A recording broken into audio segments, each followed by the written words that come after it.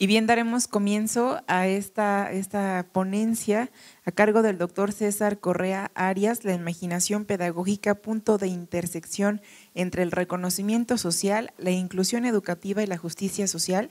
Y agradecemos nuevamente a quienes nos sintonizan a través del 104.7 de FM y a través del www.radio.udg.mx/Lagos, a todos nuestros radioescuchas que han estado al pendiente de la transmisión de la Universidad Internacional de Verano en estas segundas jornadas de Psicología y Humanidades.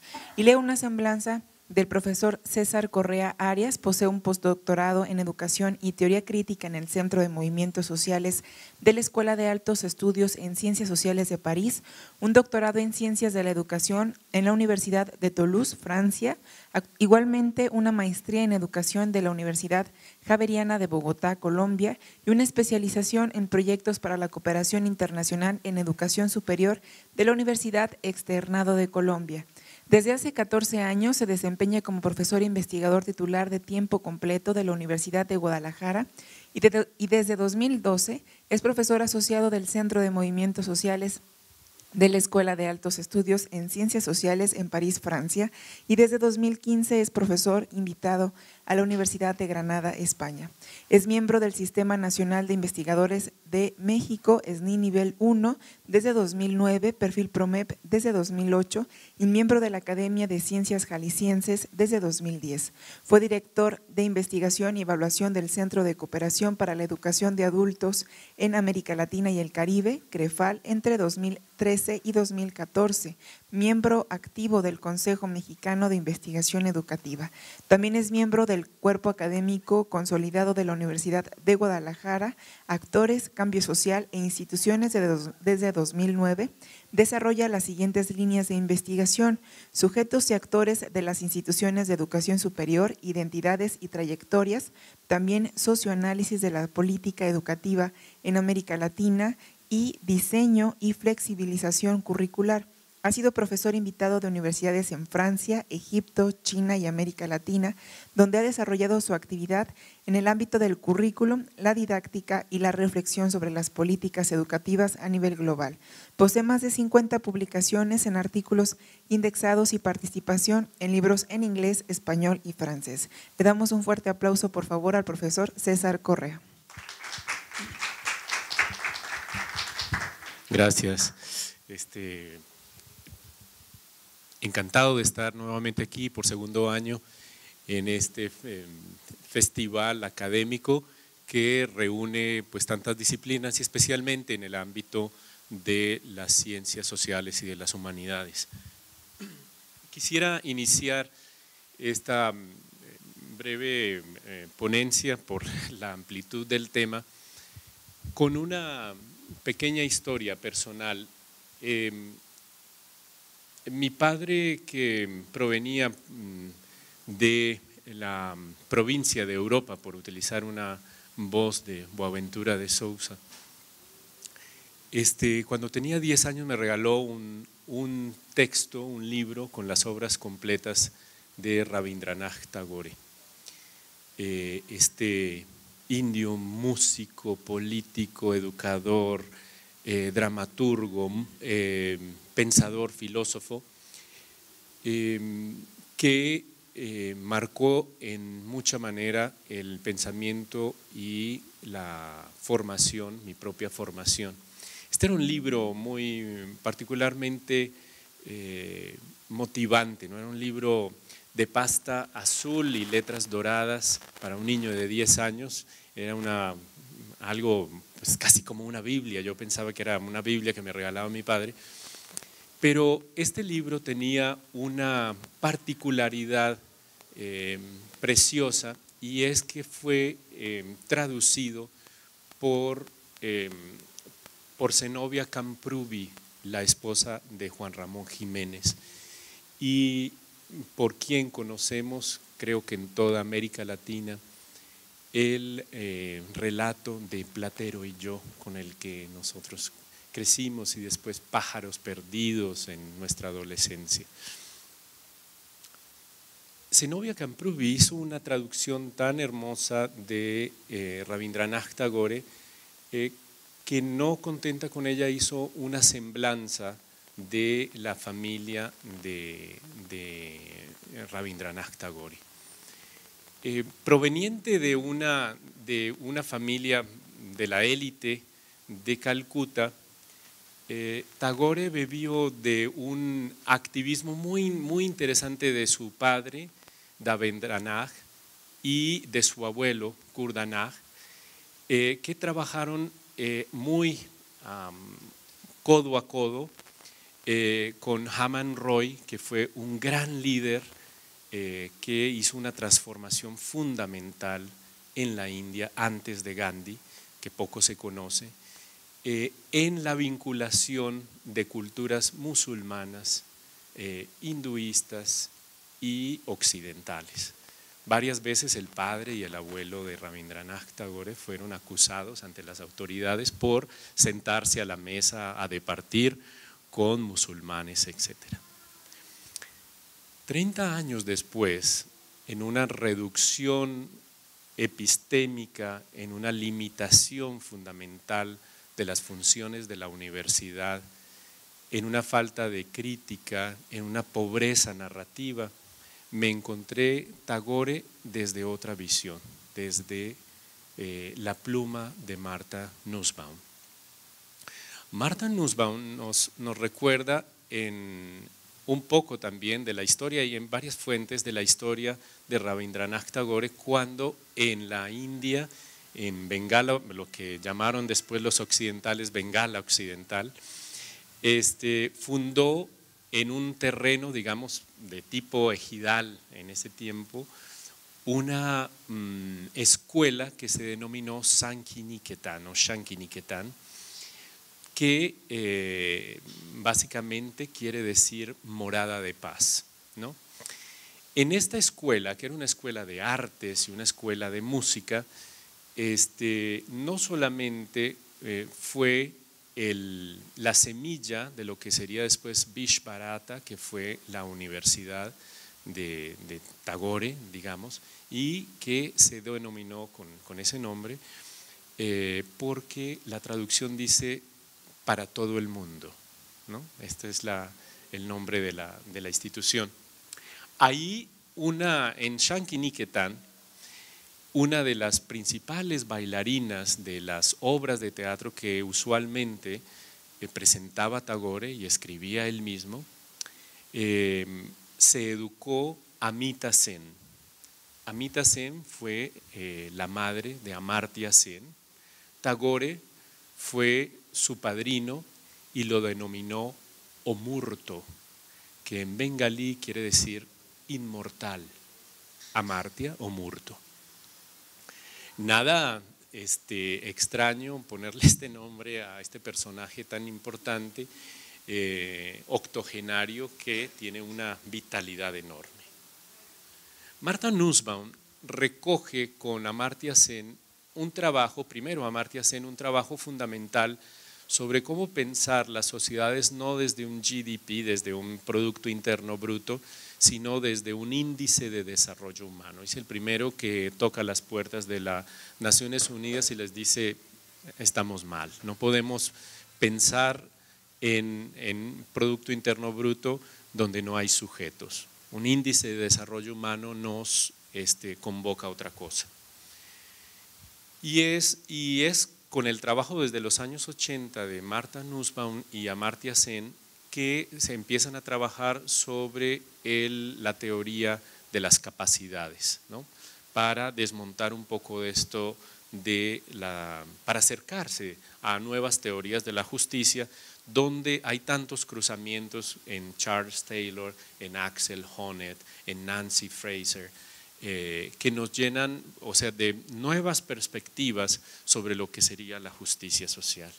Entonces voy a hablar un poquito de esto, voy a saltarme algunas cosas tratando de hacer un poquito de conversación y de lectura.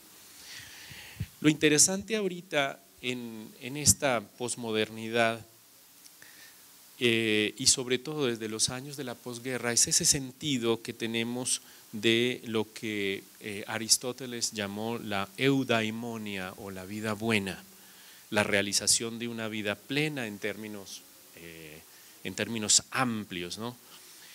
Y estando en situación de diversidad y de libre elección para poder acceder al ejercicio de la libertad y democracia. Yo quisiera demorarme un poco en este sentido de situación de, porque básicamente nosotros trabajamos siempre en las etiquetas con las personas en determinados palabras, términos o definiciones operacionales. El cojo, el discapacitado, el ciego, el médico, etc. En realidad somos pasantes, somos personas que estamos en situación de pobreza, no somos pobres. Estamos en situación de discapacidad, en situación de olvido, en situación. Pero eso no nos hace los olvidados, no nos hace los pobres, no nos hace los discapacitados.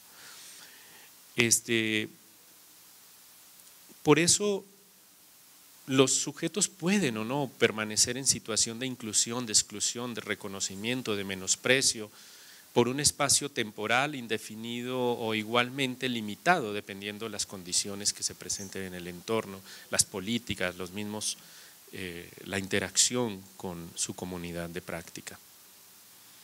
Pero la riqueza de estas temporalidades, a las que me refiero en situación, es que no solamente nos muestran un sujeto histórico impactado por estas categorías sociales, sino los mecanismos duros y sutiles por los cuales estas categorías operan al interior de las sociedades y de sus instituciones para menospreciar, para excluir al otro. Esto nos ayuda a afirmar que las categorías sociales, como fórmulas conocidas, inclusión, exclusión, reconocimiento social, desprecio social, son dinámicas, son rítmicas y arrítmicas, emergen, desaparecen, reaparecen o se estabilizan temporalmente. Pero también hay otras formas de exclusión y de discriminación blandas que pasan desapercibidas por nuestra mirada. Y a eso me refiero con la importancia de la pedagogía de la mirada en tantos autores y ahora últimamente en Byung-Chul Han. Estas maneras blandas se cultivan y reproducen modelos de injusticia social con una capacidad de difusión y permanencia altísima, como es el caso de formas de exclusión legitimadas en el seno familiar, en el barrio, en la colonia, en el combo, en la pandilla, en el grupo religioso o en el centro cultural. De la misma manera coexisten formas y políticas débiles y negativas de inclusión y reconocimiento social. Son tipos de placebos sociales de escaso impacto positivo que muestran la politización y la corrupción de la clase política en la implementación, evaluación y adecuación de las políticas públicas. Al igual que formas de corrupción o falta de legitimación en la propia comunidad en situación de discriminación que no permiten la emancipación de la misma. Recuerdo, por ejemplo, el destino de los presupuestos solidarios en Medellín, en Colombia, donde surge una beta importante de acción, pero también una alta corrupción en el manejo de estos dineros. También es importante mirar, obviamente, las que conocemos más de externalidades o de impacto global, que tienen que ver con regulaciones socioeconómicas y políticas de organismos internacionales, etcétera, en las cuales no me voy a detener. Yo parto de quisiera proponerle dos ejes problemáticos que tienen que ver con un poco lo que les he mencionado. En primer lugar, la vinculación a un sistema mundo dominado por un capitalismo tardío que produce una deformación peligrosa en el centro del aprendizaje social, limitando o impidiendo desarrollar un ethos y un hábitos necesarios para el reconocimiento mutuo, la inclusión y la justicia social. Y en segundo lugar, afirmo la presencia de una relación asimétrica entre la producción epistémica sobre teorías de la justicia social contemporáneas y el diseño, implementación, evaluación y adecuación de políticas que hacen particularmente los policymakers, los constructores de políticas, digamos, a nivel institucional.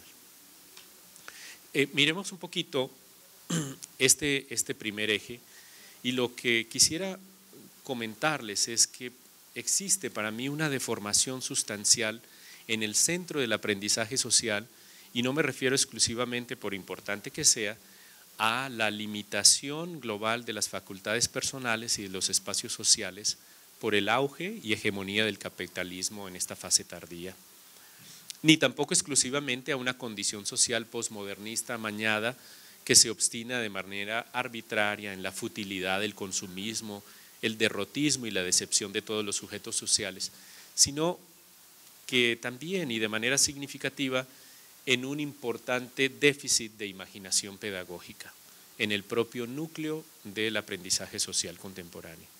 Aquello que llamo yo la imaginación, este déficit, es la pérdida significativa de la capacidad de promover desde dentro o fuera de las instituciones de la sociedad formas de aprendizaje y apropiamiento de categorías sociales fundamentales necesarias para la viabilidad social y la concreción en el mundo físico y simbólico de una ciudadanía real, tangible, de una vida digna, decente de cada uno de los sujetos sociales. Y asimismo de una comunidad de individuos, la legitimación de una comunidad de individuos y su propia realización. Estas categorías como la solidaridad, la hospitalidad, el reconocimiento y la estima social, la cohesión y la inclusión social, entre otras, fundamentan este primer eje problemático donde se ve particularmente estas categorías en encuentro y de manera pendular, que son inclusión, exclusión, reconocimiento social y desprecio social. Pero ¿cómo se despliega este déficit de imaginación pedagógica? En primer lugar, vemos en Hegel una gran empresa para demostrar mediante su fenomenología del espíritu que un sujeto no puede acceder a la conciencia de su propio yo sino a través de comprometerse en una relación de reconocimiento con otro sujeto. Eso nos recuerda también en un pequeño libro muy, muy hermoso de Axel Honneth, La reificación, cómo nos cuenta que el neonato, a partir de los 9 meses, 8 meses, es capaz de aprender gracias al reconocimiento de la persona que lo ama, que lo acoge, el padre, la madre, quien haga Entonces, pareciera que viniera primero el reconocimiento que el propio conocimiento, ¿no? Es decir, que solo accedemos a conformar nuestra entera naturaleza, identidad humana y una conciencia crítica sobre nosotros, de los otros y del mundo en la interacción con el otro. Esta labor fenomenológica no está encaminada a la construcción de la historia de la naturaleza ni del mundo. El problema que pone en juego Hegel es de naturaleza pedagógica, el de la formación de la conciencia individual que deberá igualarse con el espíritu del tiempo. Y no hablo de esta pedagogía de los pedagogos, sino de una pedagogía social más cercana a Maclaren, a Freire, a Giroud. Es evidente que Hegel y Kant, hasta Habermas y Honneth en general, en toda la filosofía contemporánea y en las teorías críticas, que veamos el rescate de la necesidad de un componente normativo, pero también un elemento cognitivo necesario para aprender sobre cada uno de nosotros y los otros, con el fin de entablar relaciones armoniosas, por lo menos simétricas, inclusivas y de reconocimiento social. Ese aprendizaje en Hegel es una conciencia del ser y del otro. En Kant es una filosofía trascendental. En Habermas representa una moral cognitiva. En Honneth y en Ricoeur, el germen mismo del reconocimiento social mutuo. Y en Sen y Nussbaum significa el propio cultivo de la humanidad. Así pues, los procesos cognitivos o mentales, como aduce Habermas, están en el centro de la problemática que apunta a lo que denominamos, a lo que he denominado y pongo en consideración un giro pedagógico, es decir, un trayecto que inicia y se completa desde un giro lingüístico, es decir, este esfuerzo que hace Wittgenstein, que hace Rorty para comprender estas estructuras o esta comprensión filosófica del mundo, de la realidad, hay que pasar por el análisis del lenguaje. De este giro lingüístico a un giro narrativo para acentuarse en un giro pedagógico capaz de apoyar la construcción de teorías sociales que apunten al aprendizaje, la incorporación de la justicia social y las categorías que la fundamentan. Esto es un complejo proceso pedagógico que aborde diferentes dimensiones sociales, medios, fines, razones, emociones, certezas e incertidumbres de aprender de sí mismos y con los otros a ser incluyentes y a incluirnos, a pasar del deseo de reconocimiento a la concreción de este, como en el caso de Hegel, o en la potencia y las capacidades de Ricoeur, Taylor, Sen y Nussbaum para hacer posible la construcción de una ciudadanía global y de sociedades justas. Veamos un poquito sobre el tema de la imaginación pedagógica, de qué se trata. Heráclito nos decía hace 2500 años que aprender mucho sobre cosas o personas no brinda lugar al entendimiento. Así, por más que se trate de enseñar a alguien sobre sí mismo, sobre una situación, objeto o fenómeno, se hace imprescindible una conexión sociocognitiva que vincule experiencias, emociones e incorporación de aprendizajes, es decir, el desarrollo de un ethos intersubjetivo. Esto posibilitará que el conocimiento se vincule a los itinerarios y no a las trayectorias de vida de los sujetos, en tanto que se sedimente en un hábitus a la manera bordiana, permitiendo al sujeto participar en una construcción poética de la polis. Propiamente una creación dinámica del vivir ético, o lo que llamamos sustancialmente ciudadanía. Aquí el tema de las emociones son fundamentales como una acción muy valorativa a las temporalidades dentro de la acción de los sujetos, como dice Lyons. También el tema, como lo afirma Nussbaum, las emociones son fundamentales para la construcción de la vida digna a la cual aspiramos. Martha Nussbaum tiene un texto precioso que se llama Las emociones políticas, donde habla cómo pone y lo conecta a un siguiente libro que se llama Los límites del patriotismo, y ausculta un poco en dos, digamos, estudios de campo, uno en Estados Unidos, el tema del patriotismo, y otro en la vida de una mujer que se ha divorciado, casada por las castas en India, en Kerala, que se llama Vimala, y entonces muestra cómo esta persona es repudiada por su familia, repudiada por el medio, pero que es capaz de salir a través de una decisión, una emoción política que ella tiene por salir adelante de la pobreza y de la discriminación de su propia familia. Esto que hablo básicamente sugiere una simpatía empática cognitiva. Disculpen el término así, es un poco pegándome a la empatía cognitiva de Habermas, que refiere un deseo por y en comunidad de aprender categorías como la solidaridad, la hospitalidad, la inclusión, entre otras. Permítanme ilustrarles un poquito el tema de la simpatía desde mi fascinación por la música y como músico también. Ustedes saben que el piano es uno de los instrumentos más ricos en sonoridades y en tonalidades, y que tiene una peculiaridad. Es un instrumento de percusión, hay que tocarlo, golpear la tecla para que funcione. Sin embargo, el piano tiene una peculiaridad muy interesante, y es que al accionar una tecla, un intérprete, una persona, el martillete que acciona golpea un grupo de 3 cuerdas, pero solo lo golpea en la mitad de esas 3 cuerdas. Cada tecla del piano tiene asignada 3 cuerdas, pero el martillete solo le pega a la cuerda del centro, y las cuerdas de los lados vibran por simpatía.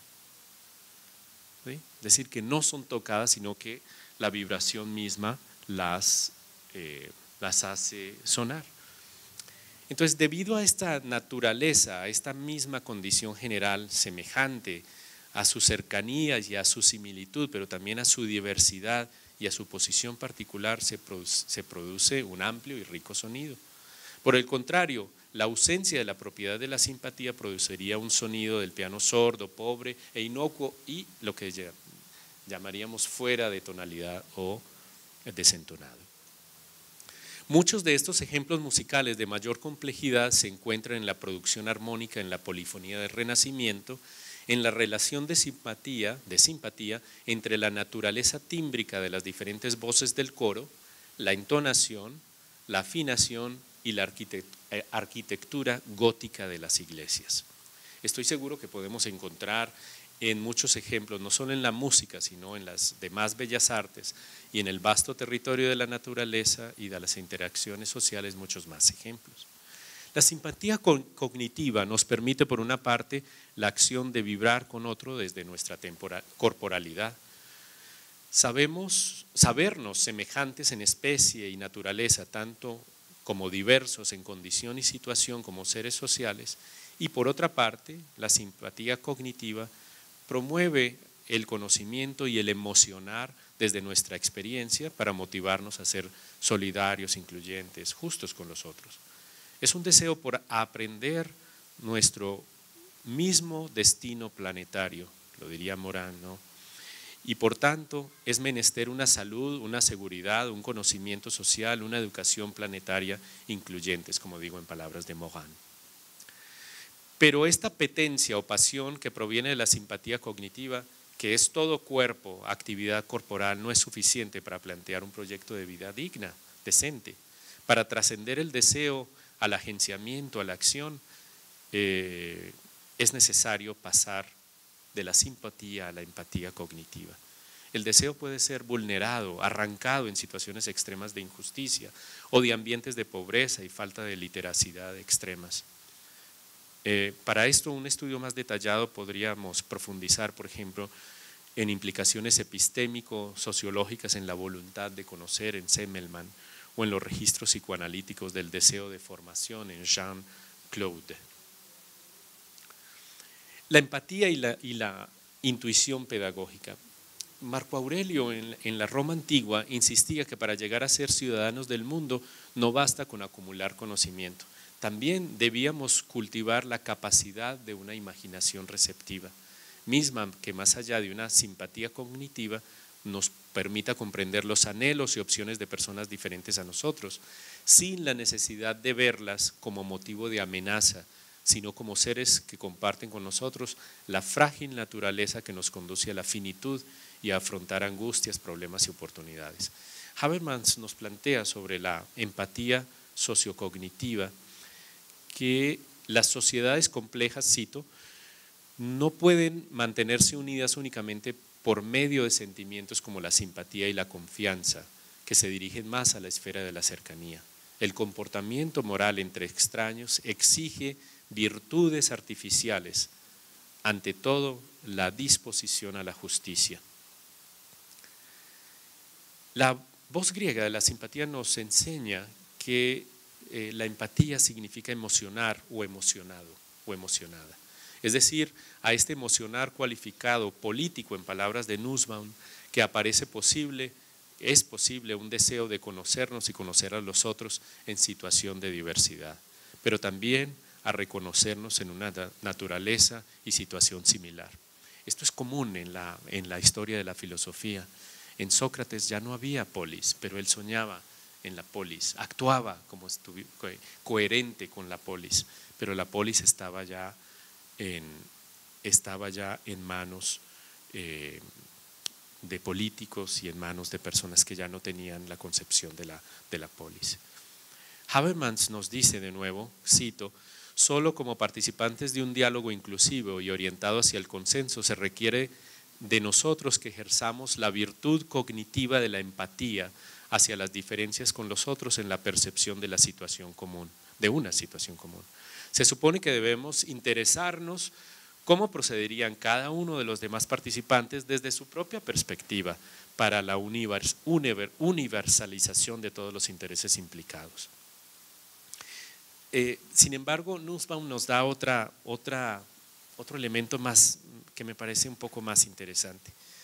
La empatía la define como la capacidad de imaginar la situación del otro, tomando con ella la perspectiva de ese otro. Es decir, que no se trata simplemente del conocimiento de los estados del otro, como decir, ponerme en los zapatos del otro. Tampoco es lo mismo pensar cómo se sentiría en lugar de una persona que está en los zapatos de otra persona. Bien que en ocasiones sea difícil establecer esa distinción. La empatía no es un mero contagio emocional, pues requiere de nosotros que nos introduzcamos en el problema o en la dificultad del otro. Y eso precisa a su vez tanto una distinción entre el yo, nosotros y el otro como un desplazamiento imaginativo. La intuición pedagógica entonces nos debe motivar y comprometer a lenguajear con otros, al tránsito de historias de vida y la reconfiguración de historias de vida y de nuestra formación, a reconocer el pulso de la vida de los otros semejantes y distintos a mí, pasar de lo imaginable a lo imaginable de otros y de nosotros mismos, a conocer las propias posibilidades y capacidades que tenemos y que otros tienen en nuestras vidas, mientras comenzamos a ser conscientes de las condiciones de todos los individuos que se hallan en la misma y diversa situación planetaria. Precisamente esta tensión entre el yo, nosotros y el otros que hablaba Elías. Un saber cualificado no solo por la emoción, sino también por el conocimiento y la conciencia de la vida contada, como lo dice Riquer, una vida puesta en perspectiva. Aquí quiero contarles un poquito sobre esta posibilidad de encuentro en un diálogo imposible, porque Riquer ya está muerto, entre Riquer y Martha Nussbaum en dos conceptos que me parecen muy interesantes para la construcción de una vida digna. La identidad narrativa, que la vimos hoy preciosa en la sesión pasada, de qué es lo que contamos, contamos el mundo donde estamos, pero también la nostalgia del mundo que pasó. Pero en ese contamos el mundo. Riquer dice que no solamente contamos historias, sino que somos esas historias que contamos.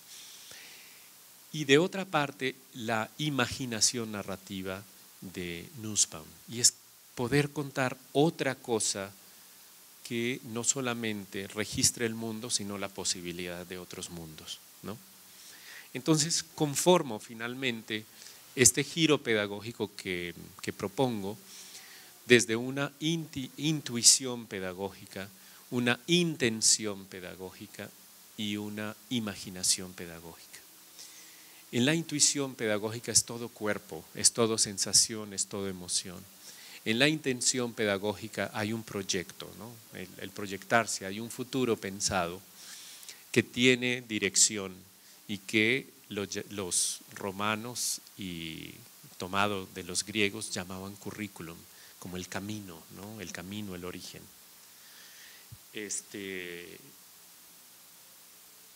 Y la imaginación pedagógica, que es capaz de pasar de todos los currículos y de todos los planes institucionales al mundo de los sujetos, que no se enreda en lo normativo y en lo limitante del sujeto, sino que le da la posibilidad al sujeto de aprender desde su mundo social y no aprender cosas de su mundo social.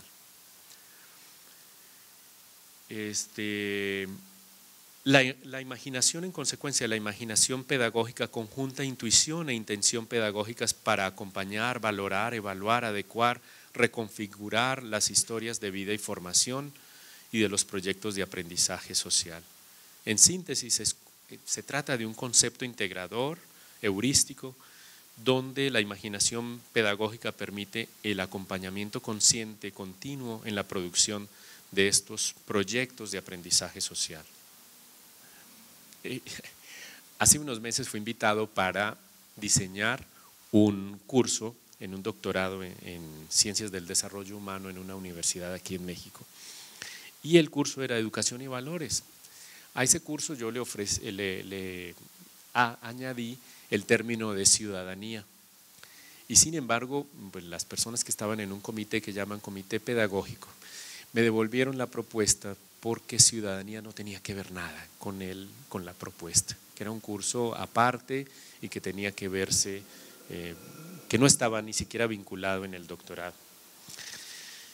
Entonces, pues yo argumentando en tono de protesta, me preguntaba hacia dónde más podría ir la educación social que no fuera pensada en términos de la construcción de una ciudadanía y apoyada por una vida ética y digna.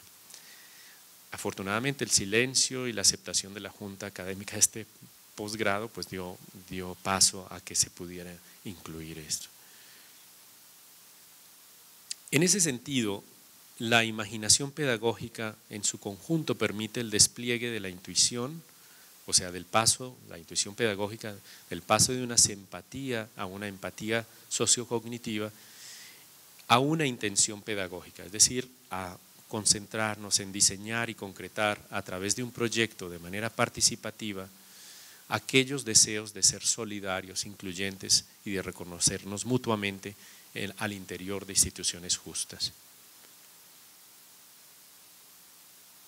Por eso el giro pedagógico no debería permitir convertir los valores, la educación y la ética en decálogos de bolsillo o imperativos categóricos institucionales, y menos aún en rellenos de programas académicos donde la educación básica hasta los programas de doctorado no interesan a nadie, sino por el contrario representan una potente estrategia para la inclusión de otros, para la configuración de una comunidad de prácticas que los motiva a la ciudadanía y a una vida digna y justa.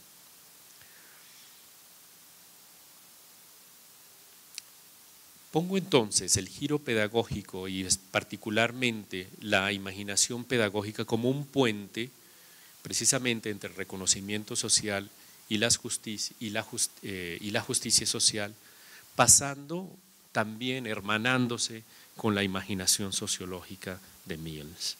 Es decir, de conectar una base emotiva y un proceso sociocognitivo sólido, consciente de nosotros mismos y de nuestros compañeros planetarios, con una intencionalidad construida éticamente y finalmente con la capacidad de agenciamiento de una acción significativa, tanto en el ámbito personal como en el dominio de la acción de los movimientos y colectivos sociales y en el ámbito de las políticas públicas. Voy a creo ya ir terminando, no sé si tengo tiempo, para plantear cómo esto cómo la falta, el déficit de un aprendizaje social se vincula a nuestras instituciones de educación superior.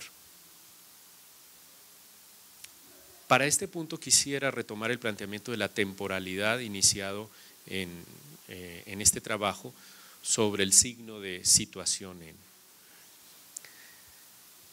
en general, el tema de la temporalidad sujeta, que está sujeta, que tiene que ver con los sujetos más bien, se ve en el sociólogo canadiense Michel Freitag a los imperativos de la gestión tecnocrática de lo social, aquella donde podemos precisar los mecanismos que impiden la construcción misma de lo comunitario y donde se expresa mejor el desprecio y la exclusión.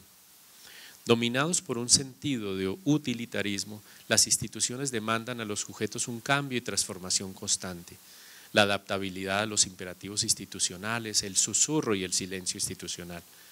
En esta temporalidad el sujeto todavía es oro, en esta temporalidad el tiempo todavía es oro, nunca en su calidad sino en su velocidad. Lo que enfrentamos es un futuro, una idea de progreso reducido al performance, al desempeño. Así pues, la acción se traduce en una intención que no refleja el pasado. La historia de los sujetos, sus anhelos, sus itinerarios sociales no se reflejan sino un futuro que desplaza el presente. Vivimos en un futuro donde el presente ya es pasado y el pasado a su vez ya se ha olvidado. Estas son palabras de Freitag. Como vemos, esta crisis de temporalidad afecta la conformación del sujeto social y el sentido que tenemos sobre sí mismos y sobre los otros. ¿Qué somos junto con otros sujetos en esta línea de tiempo arbitraria, sino fantasmas de un proyecto colectivo anónimo? Consecuentemente, el otro es borrado de su identidad por la acción de una temporalidad homogeneizante y hegemónica, el futuro. Freitag nos dice, delante de todos nuestros actos y de todos nuestros proyectos se sitúa actualmente el futuro, que no es una forma ni una proyección de la acción, ni un espacio de confrontación de la libertad con el mundo, del deseo con la realidad, del sujeto con el objeto. Este futuro ha llegado a ser realidad misma, el mundo mismo, la forma existencial bajo la cual el todo se presenta ante nosotros desde que cesamos de disiparnos en los detalles inmediatos de lo cotidiano, de vivir el día a día, carpe diem, en la inatención y la frivolidad pascaliana. Freytag afirma que ser para las sociedades tradicionales significa permanecer de una forma sensible e inteligible, mientras que para nosotros significa orientarnos a la realización de una forma ideal anticipada y perseguir, alcanzarla, medir y juzgar a partir de ella cada una de nuestras acciones y cada relación, someterlas a ellas sobre cualquier circunstancia. Esta temporalidad afecta la percepción que tenemos del otro y nosotros mismos dentro de una proyección sin acción, sin sentido. ¿Cómo reconocer al otro, incluirnos con el otro en una línea de tiempo arbitraria, en un afán de proyectarnos al futuro sin itinerarios narrativos, sin significado y sin sentirnos claros para la construcción de un proyecto colectivo? Finalmente hablo, para ya terminar, sobre las políticas contemporáneas de la educación superior en América Latina. Y esta tensión está en lo que se denomina el Bildung y la instrumentalización del conocimiento. Sabemos que las políticas en América Latina han sido construidas de una forma contingencial, es decir, no planeada y no coherente con la situación de los sujetos. Esto se puede ver en las políticas, por ejemplo, que tienen que ver con la enseñanza de la sexualidad en las instituciones de educación en América Latina, donde a un problema contingente como el embarazo temprano, la respuesta ha sido una gran cantidad de manuales sobre sexualidad, en lugar de escuchar a los sujetos que han vivenciado toda esta situación que nosotros la volvemos problemática y que es problemática para la forma en que diseñamos también la sociedad. Por eso la educación superior no se escapa de en general toda la educación, pero particularmente la educación superior tiene un itinerario bastante importante y arbitrario. Las políticas de la reunión de rectores en Bolonia, la estrategia de Lisboa y el proyecto Tuning han generado el sistema de competencias para la equiparación de los ETS, o sea, de los ETCS, que son el sistema de transferencia de créditos europeo, que ha sido vinculado de una manera arbitraria a la educación superior. Tanto el tema de competencias como el tráfico o la transferencia de créditos. Las estrategias que se muestran son los mecanismos duros de exclusión y desprecio sociales necesarios para la construcción de un sujeto competente orientado a un mundo utilitarista de ese presente vacío y de ese futuro artificial. Si hay estudiantes competentes, también los hay incompetentes. Y estos son los patios traseros de la universidad, los patios traseros de la calidad educativa. Byung-Chul Han nos dice que se trata de una sociedad del rendimiento, no es más que una sociedad del dopaje, que produce un rendimiento sin rendimiento. Su actividad incesante genera un cansancio y un agotamiento excesivo a la sociedad. Estos cansancios son violencia porque destruyen la comunidad, toda cercanía, incluso el mismo lenguaje.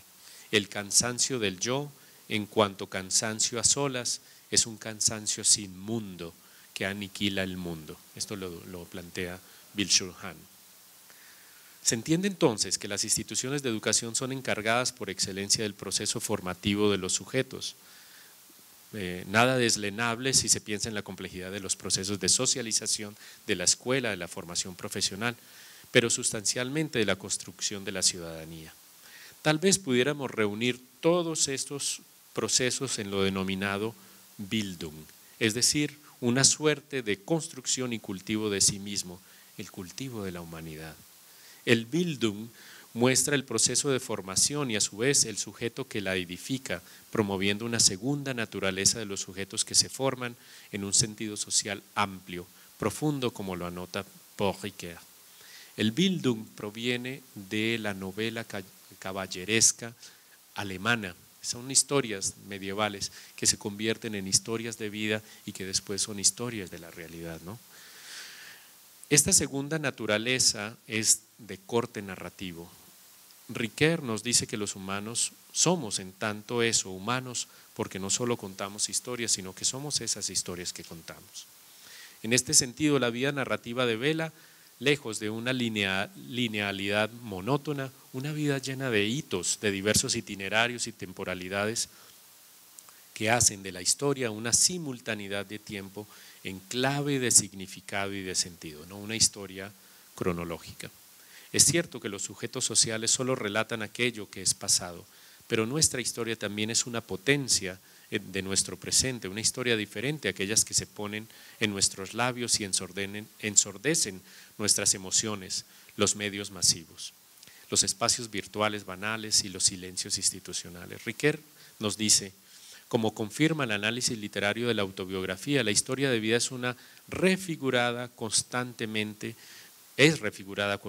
por todas las historias verídicas o de ficción que un sujeto cuenta sobre sí mismo.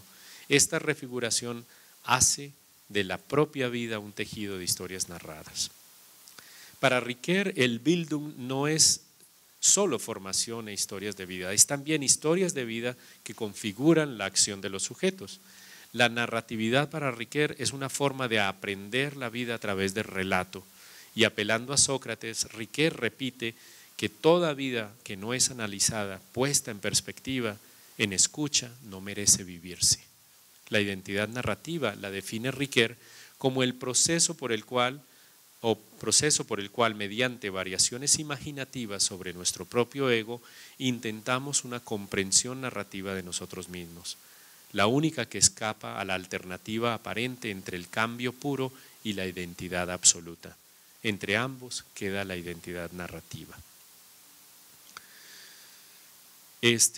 Por parte de Nussbaum, antes de pasar ya a las conclusiones, la imaginación narrativa es promovida por las bellas artes y las humanidades, por el cultivo de los sujetos mismos en el teatro, la música, la danza, la literatura, y esto, según la autora, nos posibilita una conciencia sobre el otro y una promesa de una ciudadanía global. Dice Martha Nussbaum, la educación superior debería desarrollar en el estudiante la conciencia de la importancia de la literatura en muchas formas, pero como la literatura desempeña un papel vital en la educación orientada a formar ciudadanos del mundo, tiene sentido preguntar de qué manera puede cumplir con esa función y de la mejor manera posible. ¿Qué tipos de obras literarias y qué, muy ad hoc con lo de hoy, y qué formas de enseñarlas deberían fomentar nuestras instituciones académicas para promover una visión informada y receptiva del otro, de quien es diferente a uno?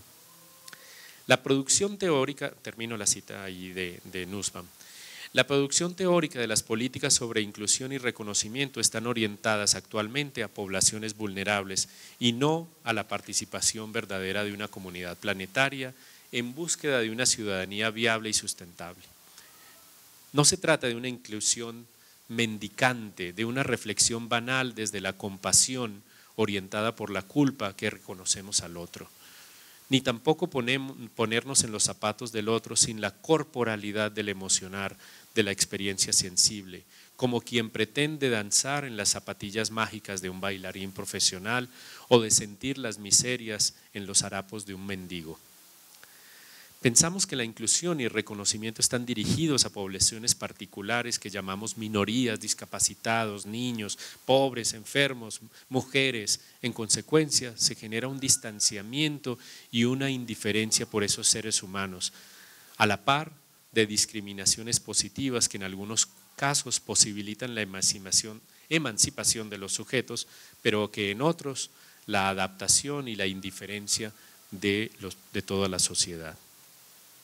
Esto no excusa la responsabilidad con estas personas en situación de pobreza, de enfermedad, etc.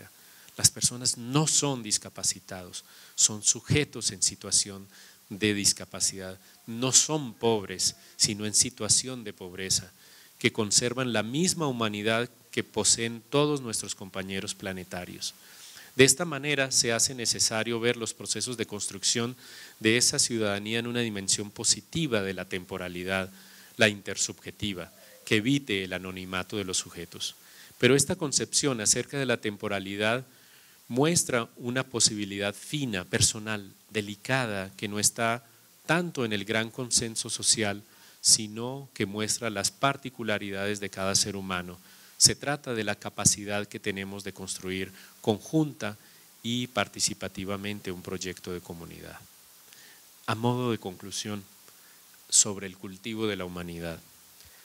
Las preguntas que debe abrir el giro pedagógico en las instituciones de educación superior provienen de la naturaleza y la construcción del currículo y su relación imaginativa y pedagógica a lo largo de sus 4 componentes: lo político, lo social, lo pedagógico y la gestión educativa. ¿Qué tipo de currículo se requiere para pasar de una intuición pedagógica a una inclusión y reconocimiento sociales, al proyecto de inclusión y reconocimiento orientada por una intención pedagógica y que, guiada por una imaginación pedagógica, nutra constantemente la presencia de una comunidad de reconocimiento e inclusión dentro de instituciones justas? Nussbaum responde: un currículo que forme una educación multicultural, un interés por el otro, por las expresiones artísticas y las identidades de sí mismo y de los otros, de una motivación constante de aprender sobre las religiones e ideologías diversas desde la escuela primaria. Sobre todo, dice Nussbaum, debe hacerse al diseñar el currículo como un todo, de manera que ofrezca a los estudiantes los rudimentos de conocimiento sobre las principales tradiciones del pensamiento y del arte en el mundo, sobre la historia que los rodean y, lo que es más importante, que les haga tomar conciencia de la gran cantidad de material que desconocen. El ciudadano del mundo debe aprender a desarrollar comprensión y empatía hacia las culturas lejanas y hacia las minorías étnicas, raciales y religiosas que estén dentro de su propia cultura. Además, debe desarrollar su comprensión de la historia y la variedad de las ideas humanas sobre género y sexualidad. Termino la cita. En el sentido de esta formación ciudadana, debe permitir pensar en la inclusión y el reconocimiento social como 2 caras de una misma moneda, acuñada delicadamente al interior de cada comunidad crítica y responsable de la realización de cada uno de sus ciudadanos. Este valor permitirá una mayor movilidad de los individuos en todo el espectro de la vida social y la visualización del necesario cultivo de la humanidad. Muchas gracias.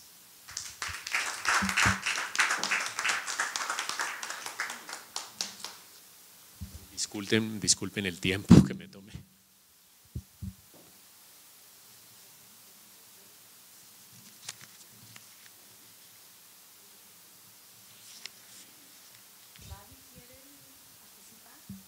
Claro que sí, estamos.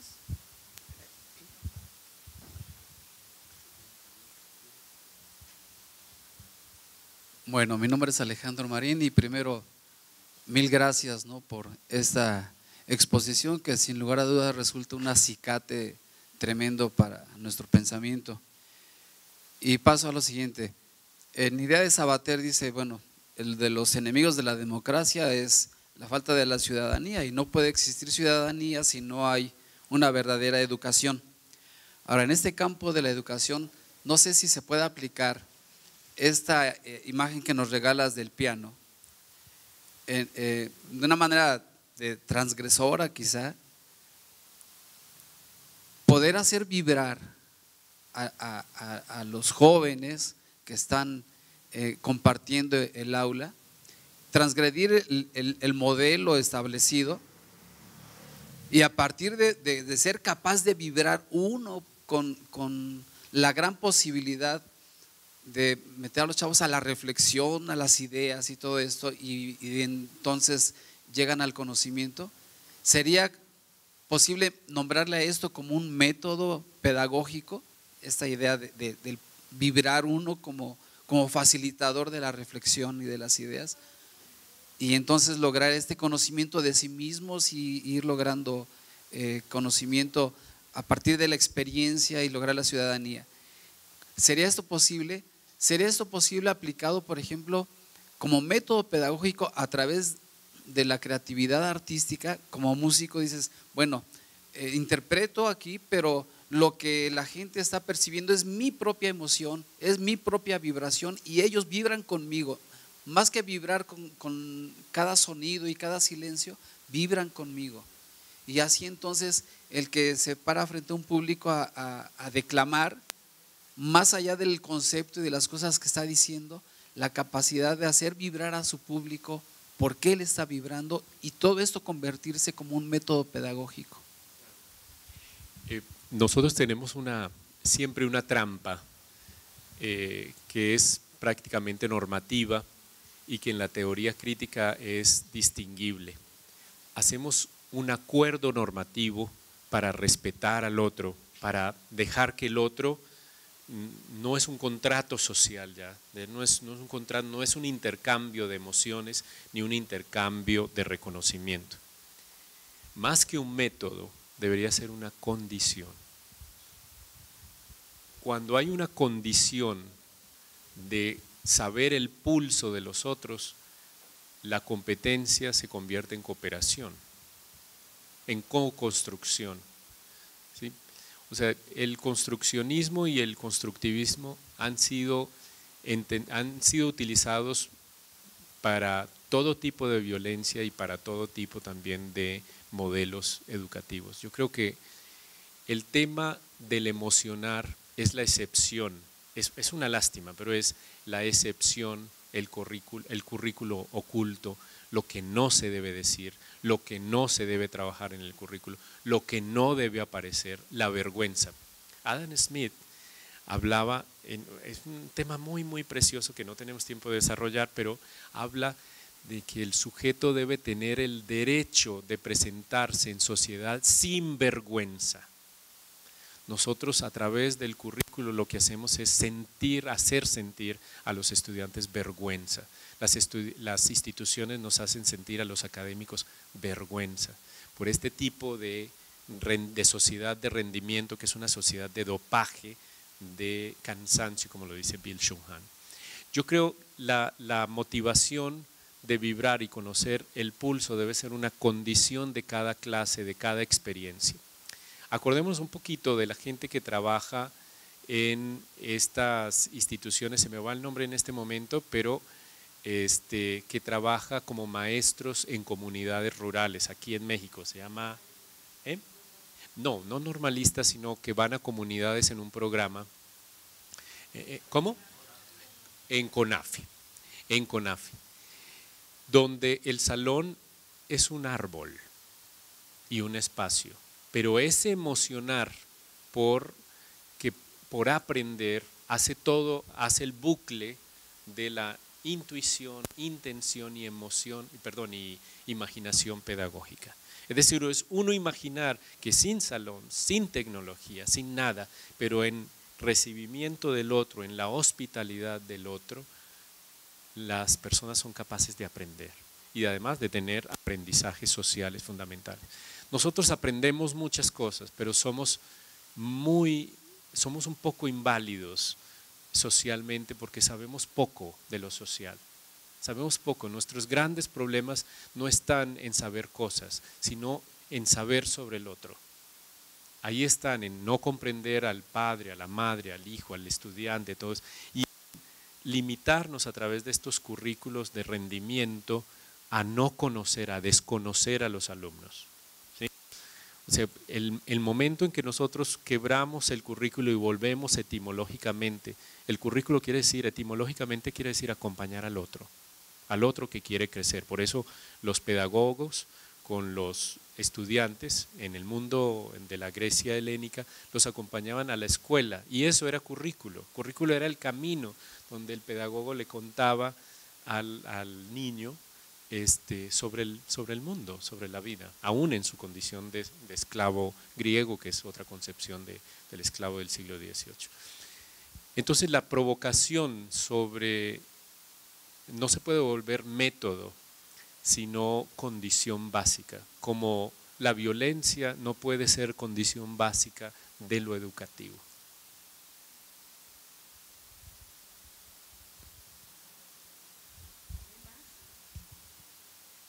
Bueno, pues agradecemos mucho al doctor César Correa. Ay, sí, se nos olvida que estamos en la radio.